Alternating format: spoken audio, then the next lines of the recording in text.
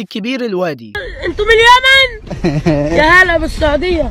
اللي بالنسبة لي واحد من أحسن المحترفين اللي جم آخر فترة في مصر. عبد الكبير بدأ في نادي وداد الفاس المغربي وهو عنده 19 سنة. لعب أول ماتش رسمي ليه مع الفريق وكان لعيب جامد قوي بحرفنته ورؤيته للملعب، وشارك مع منتخب المغرب تحت 20 سنة و23 سنة، وانتقل للرجاء المغربي في موسم 2013-2014، لكن ما شاركش بشكل أساسي وما خدش فرصته وانتقل لنادي الجيش الملكي على سبيل الإعارة في موسم 2016-2017، لكنه برضه ما شاركش بشكل أساسي بحيث إنه شارك في 17 ماتش، جاب 5 تجوال ورجع تاني على الرجاء. ما شاركش برضه بشكل أساسي، وفي موسم 2018-2019 ينتقل انتقال مجاني لنادي اتحاد طنجة، لعب معاهم 28 ماتش، جاب 5 تجوال وعمل 6 اسيستات، ومن الاسيستات دي كانت اسيسته ضد الزمالك في الكونفدرالية. والموسم اللي بعده ينتقل لوادي دجلة ب 12 مليون، وفي أول موسم شارك في 34 ماتش، جاب 3 تجوال وعمل 4 اسيستات.